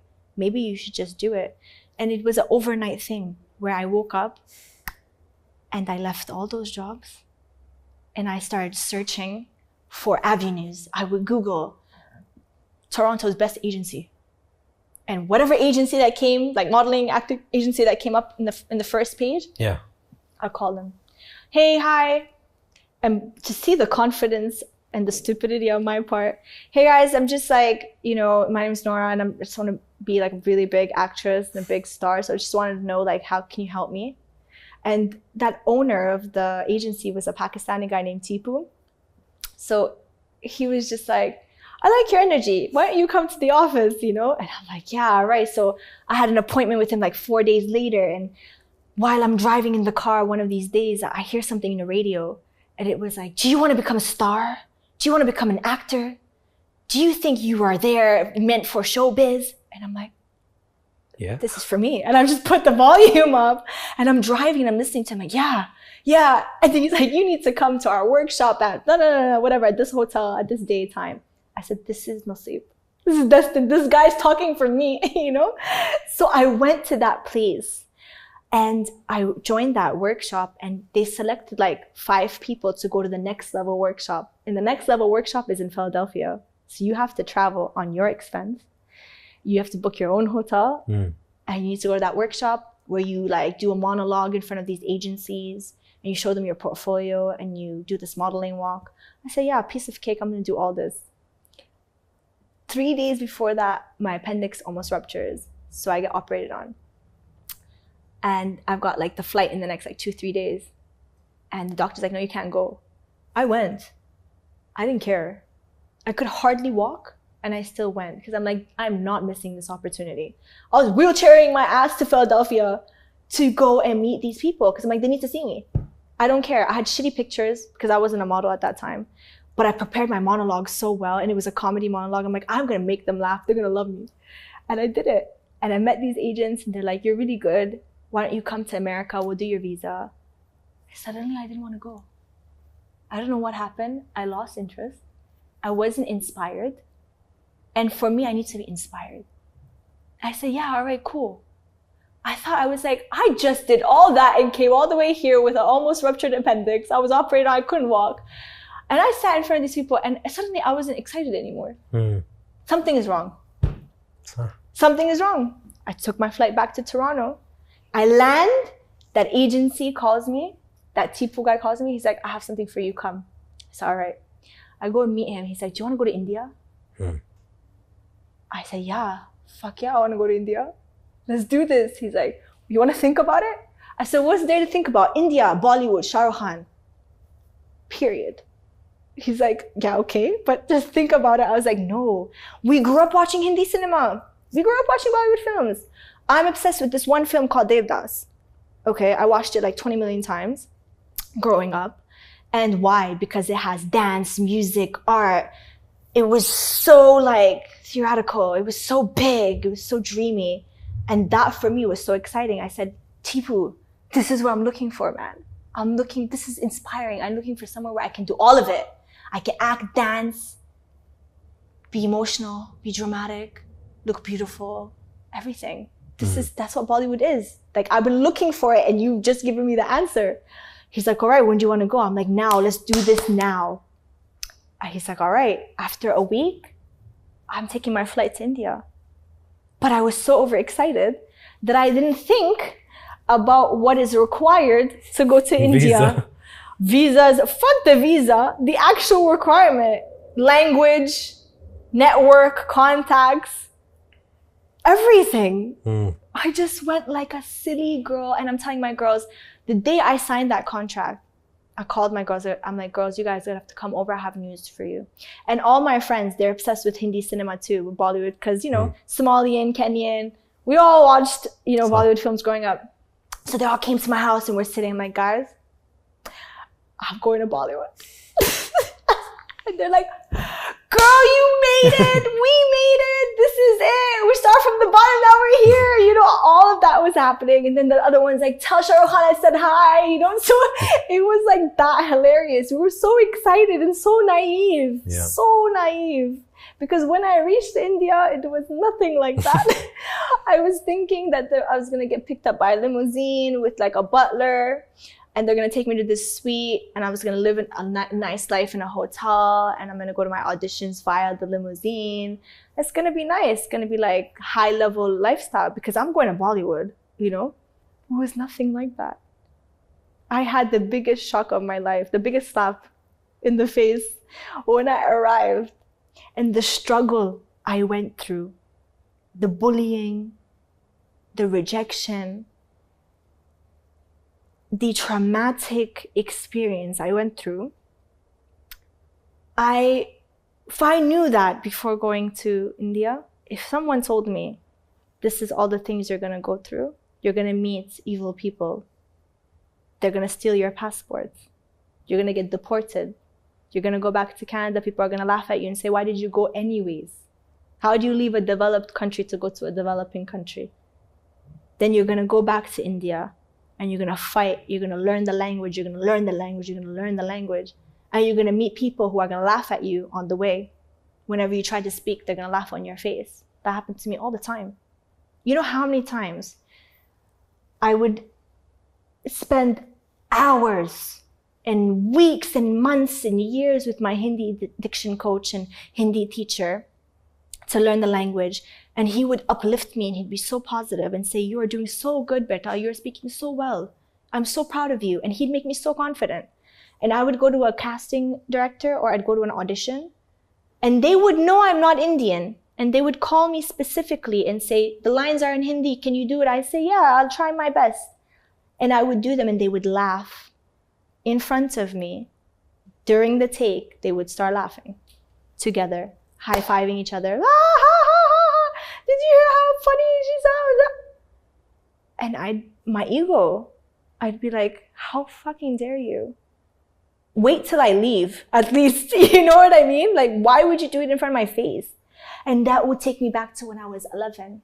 I was just gonna say. Oh, man. I get so angry. And I would have this dirty attitude. And I'd be like, what's so funny? Nothing. No, what's so funny? Because like you were like hilariously laughing like a fucking hyena. What's so funny? No, it was cute. And I would leave. And that time I was traveling in a rickshaw. I didn't have a car. You know what rickshaws are, right? Yeah. And I'd stand in the middle of the road and it's always raining. SubhanAllah, it's always raining when shit happens. And it's raining and I'm like hailing the rickshaw. He's coming and I'm crying and I'm like, you know, that time I was living in an area called Veera Desai Road. So I'd be like, Bhaiya, Veera Desai Road. And I'd be crying. He'd be like, huh? I'd be like, Veera Desai Road, chalo. And he would take me and I would go and I'd howl and cry in the fucking rickshaw. And the rickshaw driver is like traumatized. He's driving and he's like looking and he doesn't know what to do. And I'm like, crying. And I pick up the phone and I call my Hindi teacher. You said I was good. You said I was doing so good. And he'd be like, what happened? I'd be like, they laughed at me. That's all I would say. They laughed at me. They laughed at me. And I would cry. And it happened so many times to me. It was so difficult because all you wanted to do was learn and be accepted. and you're learning and you are investing time and energy and you want to be so positive and you're getting the complete opposite back. And it feels like the minute a door is opening, it's closing in your face. It's like they're opening it. They're like, hey, like it's open, come. And you're rushing towards it and they go right in your face. And that's what I went through for 5 years. Constantly. If it wasn't the language, it was the fact that I'm not Indian.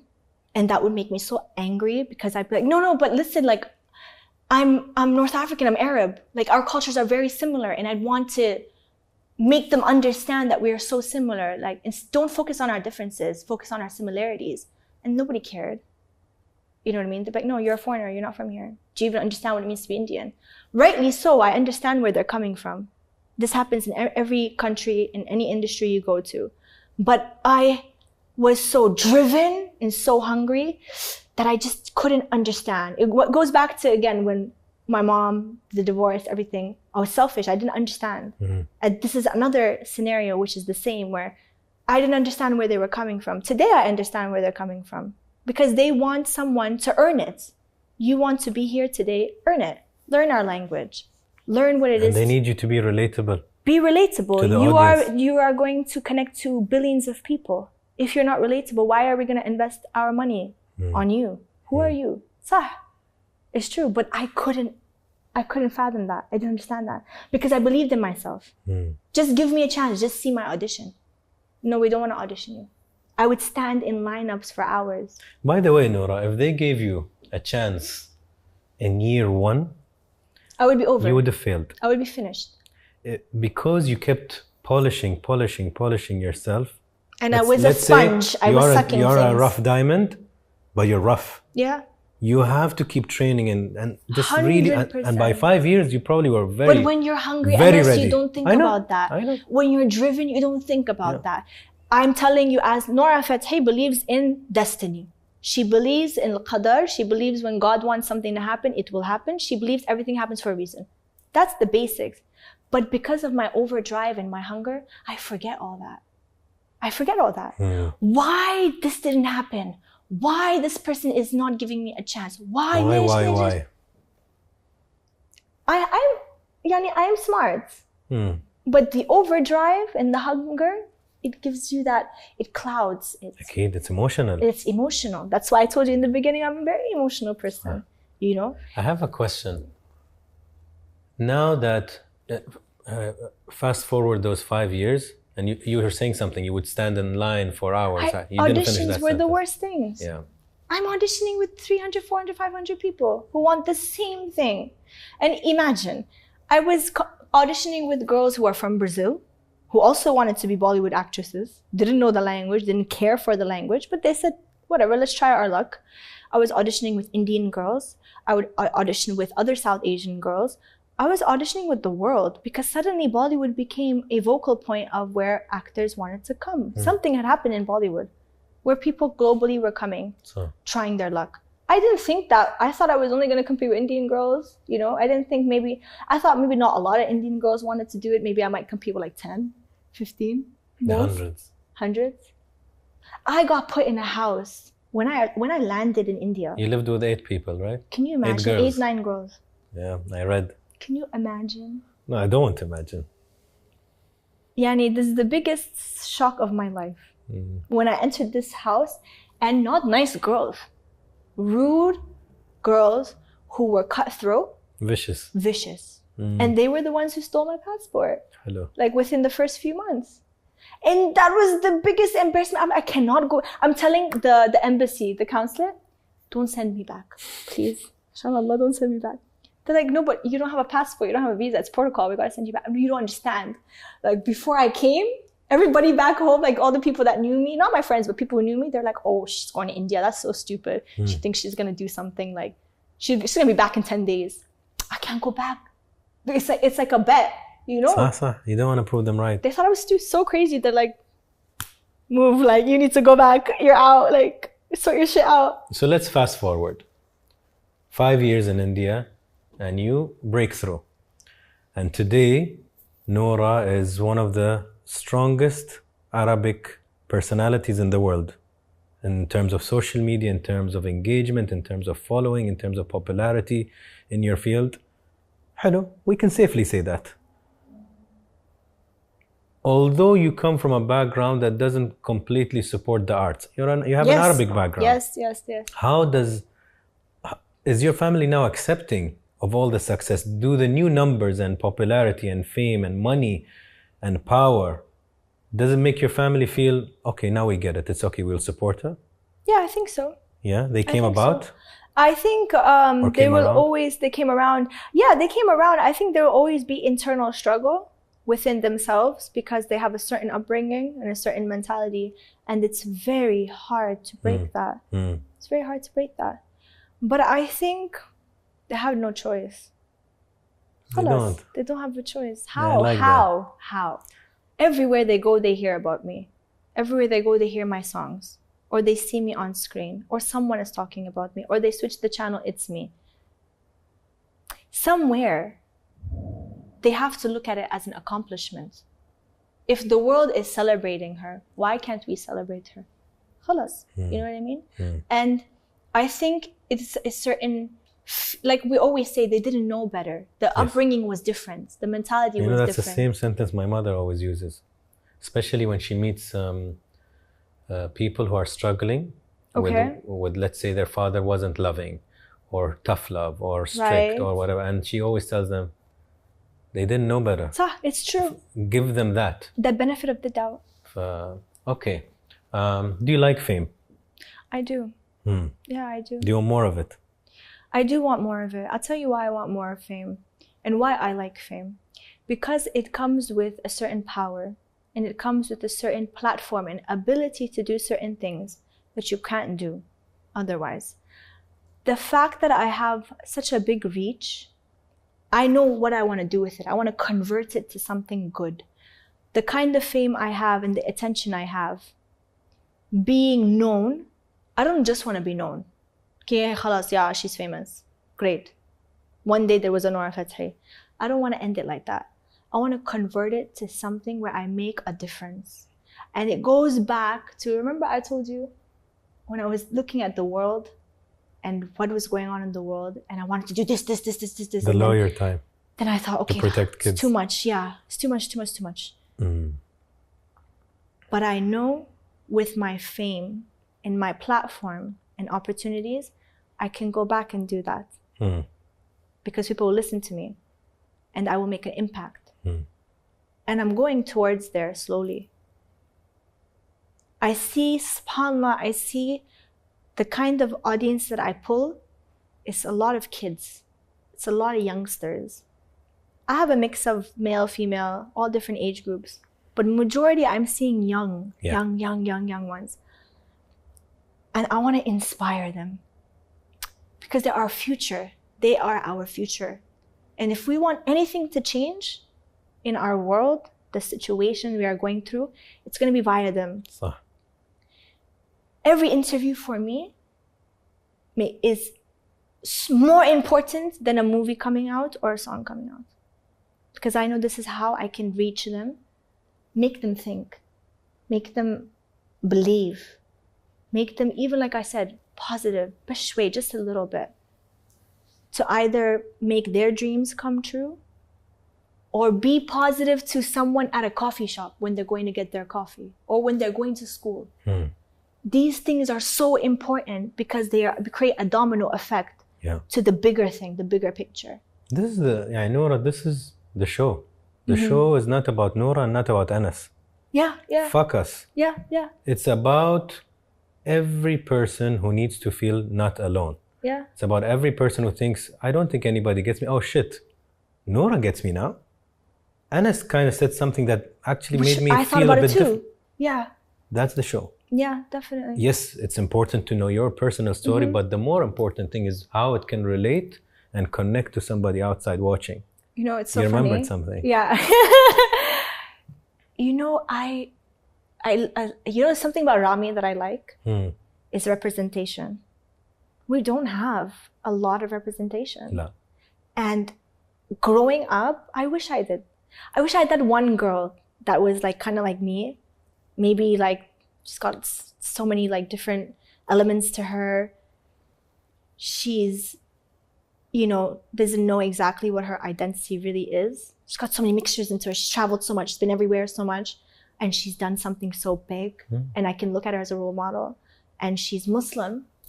I know you don't talk about religion, but it's important to mention that because it's an identity thing, right? And she's Arab, and she's proud, and she says You're relatable. Yeah, I wanted that when I was growing up. I didn't have that. But that's what you're doing now. It seems like you're trying to be the person you needed when you were young. Yeah, yeah. And I think a lot of girls needed that. Yeah. A lot of girls. I have so many girls I know who are so lost today. They are so lost. And they say because we didn't have someone to uplift us. That's the only word. I want to say guide. I want to see role model, but it's not even about guiding and being a role model. It's the uplifting. Yeah. I don't know what you are meant to be. You will find that out by yourself. You'll find out what your calling is by yourself. Your intuition will tell you. Things will guide you. But if you don't have someone to uplift you, where are you going to get the confidence to like go and reach for it? I think that teacher of yours was a magic moment for you. Yeah, because definitely. It's the stranger that suddenly believes in you more than you believe in yourself. Like, what? If you believe in me that much, why don't I believe in me this much? Yeah. I think I needed that. Absolutely. Yeah, definitely. Have you been depressed? I don't want to play with the word depression like that. I know what depression really means. And I know people who've really gone through it. I don't think I've ever been clinically depressed, but I think I've really felt a little bit of depression. Yeah. Where I felt low, where I felt I don't have anybody. I felt like, when is it going to get better? It's always that question. When is it going to get better? And there was a point where I thought, this is too much. This is taking too long. I want to earn. I want to celebrate my talent. I want validation. You know how crazy it is in the artistic world? We are so hungry for validation. We are so hungry for someone to celebrate our skill and our talent. We're so obsessed over that. And I didn't have that for so long. And I just wanted that. But I wanted that in a foreign country. And I wanted that in a place where I didn't belong. I didn't have any roots. And I wanted that. I made things more complicated for myself. We accept that by now. Pretty much. Your story. You know? But I think it's because I knew that this is where I was meant to be. I knew there was a day I was sitting in my room, struggling to pay my rent in India, had no money, okay? I was begging my agency for money. They didn't give a shit about me. They just cared about the other girls. They were uplifting those other girls and they were like, just really fucking my shit up. Like they were making me suffer. And I didn't have money for rent. And I remember thinking, I was like, what do I want? What do I want to do? And what am I going to prove to everybody who has made it so difficult for you to just move one step forward, whether it is via finances, via food, rent, just living standards was so bad for me. I was losing a lot of weight. I was really unhappy and I was struggling. And I said to myself, I know what I want. I want to make history in Bollywood. And I went back to what I thought I wrote in my yearbook. When I said I wanted to be the first to do something, I want to be the first Arab African artist to make it in Bollywood. All those people that used to watch Bollywood movies and obsess over Shah Rukh Khan and Amitabh Bachchan and everything, they're going to see themselves in here now. It's going to be me. And then when I do that, I will break a stereotype. The stereotype that dancers can't do anything but dance. I will break that stereotype. I will make sure they respect dancers. Even though I'm not a professional dancer, I never learned dance. I never considered myself a professional dancer, but we're going to do it. And then when I do that and I act in films and I dance and I break a record, I don't know what record that's going to be, but I'm going to break a record. And then I'm going to go to the Arab world and I'm going to be celebrated there too. And I'm going to bring the Arab world and the Indian world together and we're going to become global. And it's going to be Nora fathi who did it. And my kids are going to be so proud. That's what I thought. And I'm there. Dilbar broke a world record. It was the first song to ever do 20+ million in less than 24 hours. That was me. Like, that was my first record. I broke another record after that. Now everyone's saying I'm the first African Arab woman to solely hit 1 billion views on YouTube. Collectively, I have over 4 billion views on YouTube. But you'll never be satisfied. I'll never be satisfied. But I have a nice quote for you. I'm Tell putting me. it in my office in the house. Always grateful, never satisfied. Never satisfied. Because I want more. But that's me. I want more. But I want to we open don't my... forget to be grateful. I think as long as you balance always it. I say Alhamdulillah. Alhamdulillah. Always But say it's Alhamdulillah. clear because you're at peace with your past. Definitely. But I'm not done. I want to open my own academy. Nice. And I want it to be global. I want it in India. I want it in Dubai. I want it in Morocco. Why not? I want to uplift the kids. The kids, uplift them. You know what make I them keep happy. repeating, Nora? If every young person watching this, I will focus, like you said, on young people. Even old, actually, sure. If everybody changes the word why to why not, so many things will change in life. Of course. Yes. Just put why not. Yeah. Why should I go there? Why not? Why should I open this business? Why not? Why not? Why should I do this? Why should I go to this audition? Everybody else is better than me. Why not? Because if you do 10 of those, you'd probably be very good by number 10. 100%. You know? You know, they say something is only impossible because it's not been done yet. So, or there's another one. The answer is always no if you don't try. So, Okay. definitely. We go to another point. Or do you find this interesting? I'm loving it. This conversation? Well, absolutely. Because I've said things to you that I've not said in any other platform before. Thank you.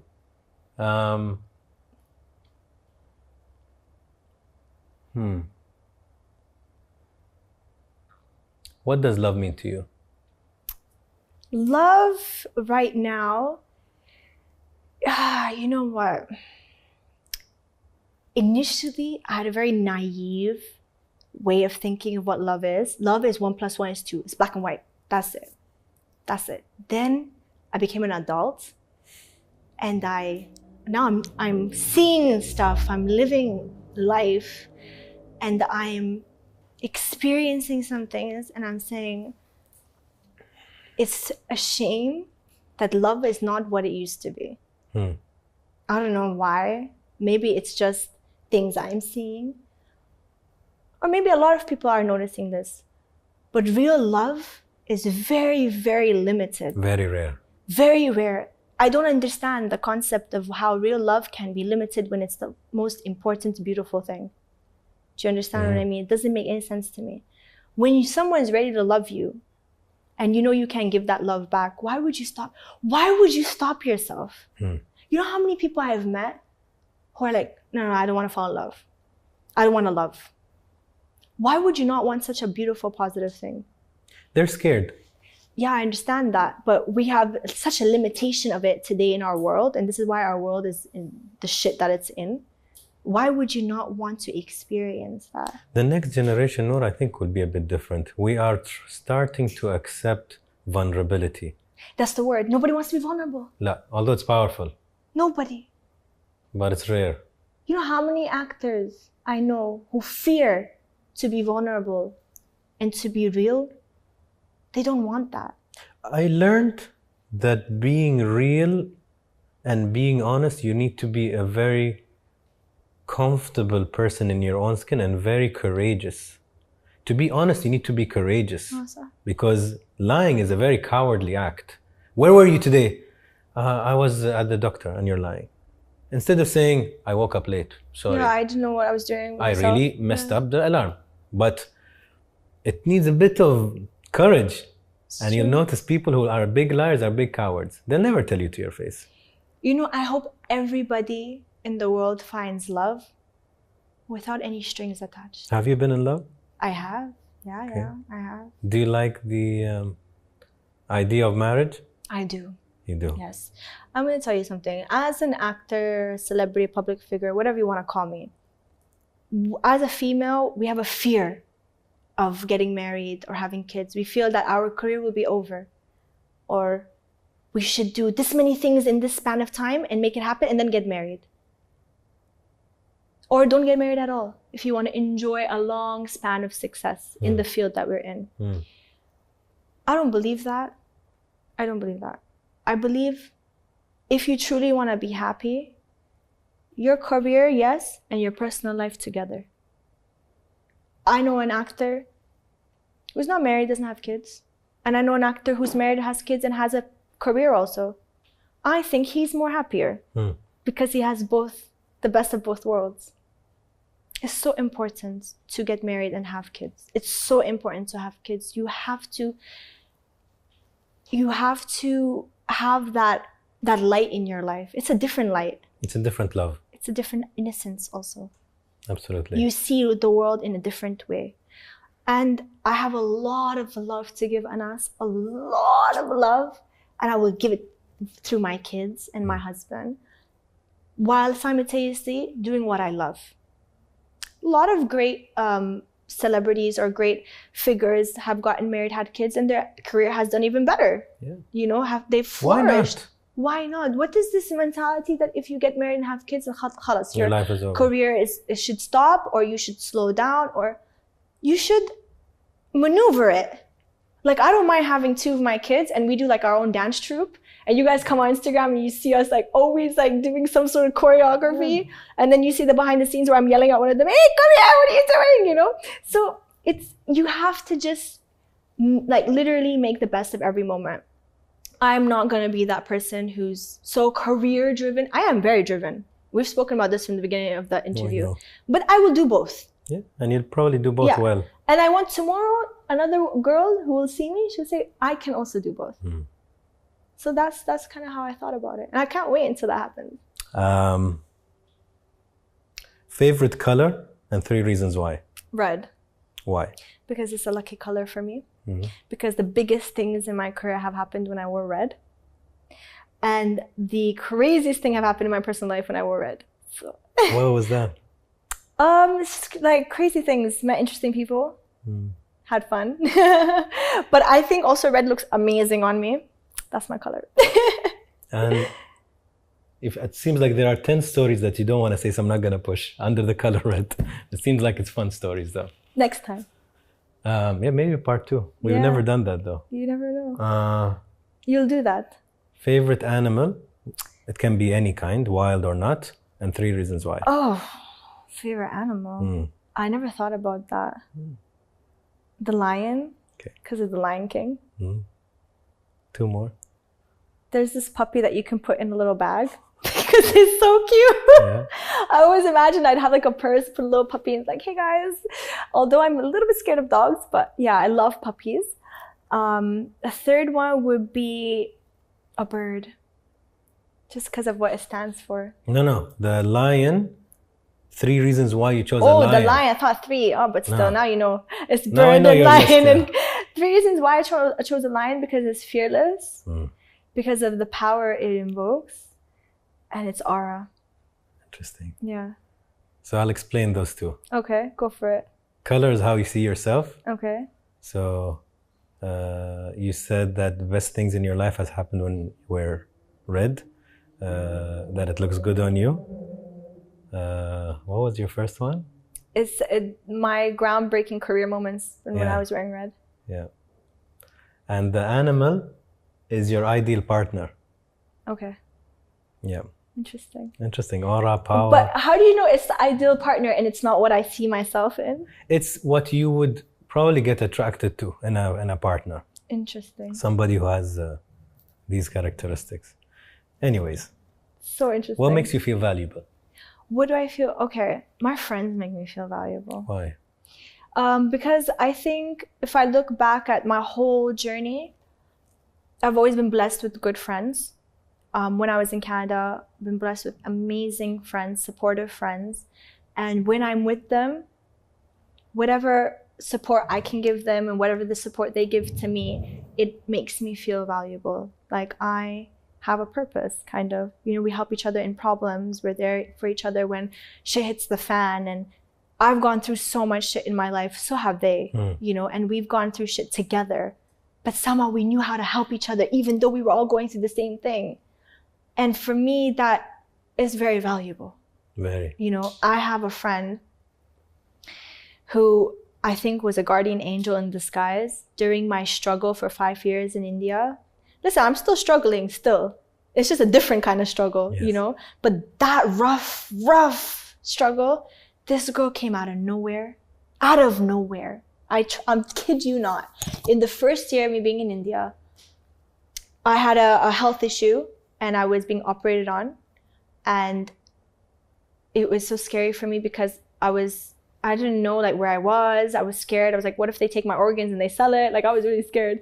And I remember opening my eyes after the operation and I see this girl sitting right there. And I only seen her like twice because we used to go to auditions in the same car. She was in the same agency, but in another building. And she's sitting there and I was like, Isha? She's like, yeah, hey, I brought your toothbrush. I brought this. I'm gonna be staying with you until like you get discharged. And I'm like, what? And she stayed with me the whole week that I was there. Nice. And she literally took care of me. I didn't know the girl. Like we were getting to know each other in the hospital. And I said, I'm adopting you. Like when we leave, you're gonna live with me and I'm gonna be with you till whenever. And she lived with me for 5 years. She was my soulmate. She still is one of my best friends. She's in the UK now. But what she did to me in those 5 years was what I was hungry for. The uplifting, the positivity. When I used to come home and cry because someone rejected me for a project or someone laughed at me in an audition, she would be there to be like, girl, why are you crying? Do you know who you are? You are Nora Fathi. At that time I was nobody, but still in the house between me and her, that uplifting would happen. She'd be like, don't cry because you're gonna show them who you are. Just wait when your time comes. And she used to uplift me and she used to hug me and she used to be there for me. And she used to let me cry when I needed to cry. And then she used to like pack me up when I needed to get packed up. So and subhanAllah, like when I exploded, she left, she went to the UK, she had to go back. I think people come to our lives for certain reasons She did. and we are for them. She did. It's a duo. I don't know what I would have done without her, but she was my support And system. she needed you, by the way. That's why I say definitely, good relationships are mutual. Win-win. Yeah. I think Tell me. God's taking care of me with good people. Yeah. My situations might be hard and difficult, but he always keeps good people around me. That's why I say with people, my friends, the value is there. What are you afraid of? I'm afraid of... I used to be afraid of rejection, but that's out the window now. I've been rejected so many times. It's like, are you rejecting me? Thank you, goodbye. Like, now I don't care about it. But I am afraid of not having an intact family. Intact. Yes. So yeah, basically I want to get married. I want to have kids. Then in the back of my head, that fear, what if It breaks. I make a mistake? I choose the wrong person. What if it breaks? My kids, this. What if I repeat history? That's a big fear of mine. Best moment in your life so far? I've had too many. Give me one. I can't. That pops up. I have too many. Something nice. Something special, sentimental. You were so like joyous, very purely happy. Purely happy? It's when my work pops off. Like when my work pops off, I'm really happy. Okay. It's a sense of validation. It's also, you have to understand where I come from. For a billion people, or maybe plus, because I'm talking about India, but Indians are global, you know what I mean? And we add Arabs to it too. When people like that are accepting and supporting and loving and celebrating you, it's a huge thing. Like you can't fathom that. I don't have a backing. Like I don't have a big name behind me supporting me. I don't come from a filmy family. These are all things that help you elevate in an industry like Bollywood. I don't have any of that stuff. When you're doing well, it's only because the audience wants you and loves you. There's nothing more valuable than that in my field, and more powerful than that. Because you know, in the end of the day, what's our target? It's the audience. Sah? If the audience is saying we want you, and we love you, and we support you, and we understand you, and we love what you do, it doesn't matter who's behind me, who's not behind me. It doesn't matter what my last name is, what my last name isn't. And for me, that's so powerful. So when my songs do certain numbers, And when I go on internet and I see kids doing my hook steps and they're tagging me, they're like, Nora, man, look at me dance, like, look at what I can do. That's such a beautiful feeling. You have no idea. And that's why I want to do my own academy. And that's why I want to do my own brand. And one day, inshallah, when I do my brand, I want it to invoke determination, hope, positivity, self-love, all of that together. And I will do that one day. You will. Worst moment in your life? I think the worst moment in my life was probably when it's just me and my brother suddenly alone. I think that's the worst moment. It was really scary. And I think in that moment I felt helpless. I don't like that feeling. To feel helpless, it's not something someone like me can swallow, because we are control freaks and we want to control everything and we want everything to be good. And suddenly you feel helpless. Not a nice feeling. And I don't want to feel that again. That's my word. Really? That's my answer. Really? Helpless. Because Wow. I've been, somebody flipped in one of the interviews and they said, what would you answer? And I said, at least twice in my life I was helpless, and I don't do well with that. I didn't do well. I didn't. Do you forgive your parents? Yeah, of course. It meant to happen. It had to happen that way. If it didn't happen that way, I would not be who I am today. I would not be Nora Fathi. I would not be a star. I would have not had the courage to leave Canada, go to India, and pursue my dreams. I wouldn't have that conviction, because my circumstance would have been different. Had my circumstance not been like that, I wouldn't be who I am today, period. So I'm very happy that happened, and I don't regret anything. India in one word. Sorry, India in one word? My life. Canada in one word. My past. One word would be life, past. Yeah. And when I say life, I mean it in the Arabic way, hayati. It's my heart. Hypothetical question. We take Nora's heart with all that's gone through, and we place it in front of you here. What would it tell you? It would tell you so many things. What would it tell you? It would tell me, calm down. Whatever you want, you're going to get. Just calm down. Believe in the process. Ammar in one word. Who? Ammar. Omar? How do you know Omar? Yo, that's my baby. My love. What would you tell Ammar if he watches this interview? Oh, he's still gonna watch this for sure. He watches everything. He just bought my merchandise the other day. That's nice. Yeah, he just bought so I have a song called Pepita, which I sang and produced, and he bought the phone case and he sent it to me. He's like, yo, I'm gonna rock the Pepita phone case. I was like, yes. What would I tell him when he's watching this? I would tell Omar to follow his dreams, to believe, and not let anything hold him back. Final. Nora in one word. Amazing. Thank you. Thank you. Thank you. That was nice. Thank you. You're getting emotional now.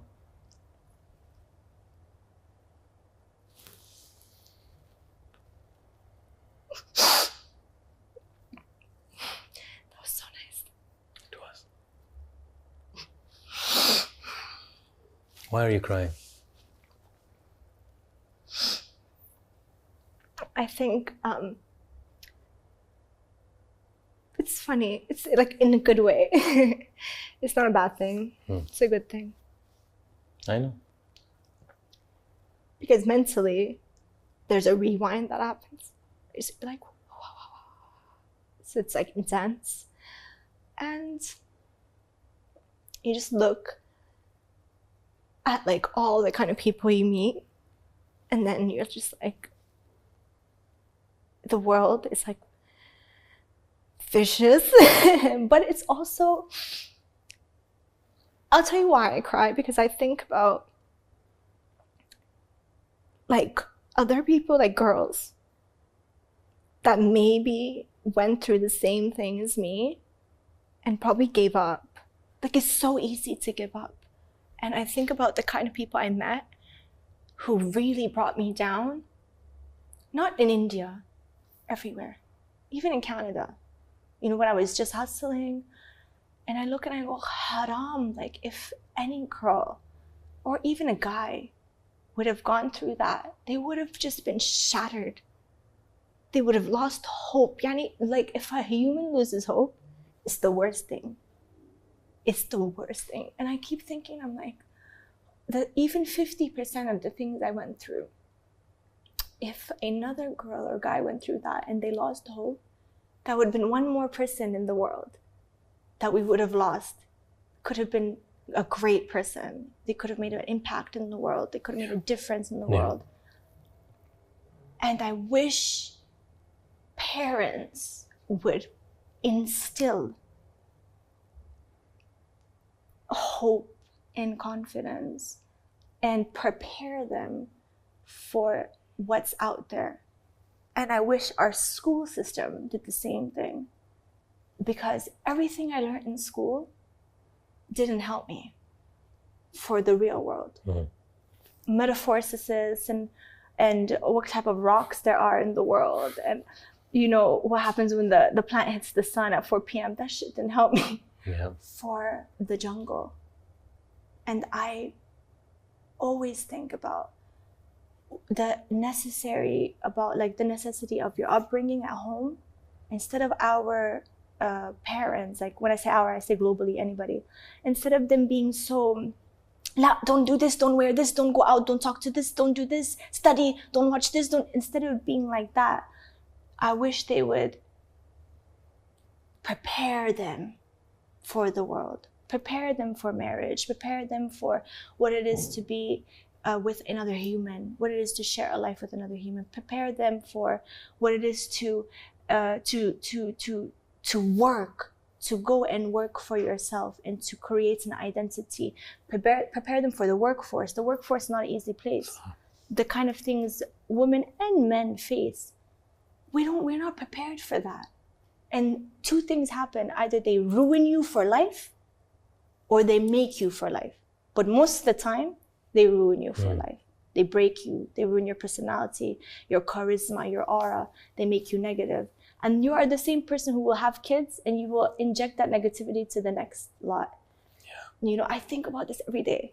So I think about this whole journey I told you. I think about the whole thing. And I'm like, subhanAllah, how God written all that for me, for this. And how we are like literally nothing. We have no control of what is written for us and why things happen for us. And I look at like, I'll give you another example. When I popped off, when my career started, I was so scared. I said, what if this is 15 minutes of fame? Or what if I don't find a manager who's good-hearted, who can guide me and make things happen, who will open doors for me? Because this is a fear for a lot of artists. It's very rare you find good people in your team. And I was really scared of that. And subhanAllah, like Amin, like my Moroccan manager, he came out of nowhere. He came out of nowhere. Nowhere. He lives in Morocco, I live in India. And how we met. And he came at the right time. And he's such a good soul. And he uplifted me. And he pushed me. And he made things happen. And he became protective. These are the things I was looking for. And I didn't find for many, many years. And when I saw that my career is going well and things are happening, I had a fear of, what if I don't find someone who won't use me for money, who won't see me as an ATM machine, who won't use me for some time and throw me. Many artists go through this. And I cry because I say, Alhamdulillah, that despite all the things, God brings me good people all the time.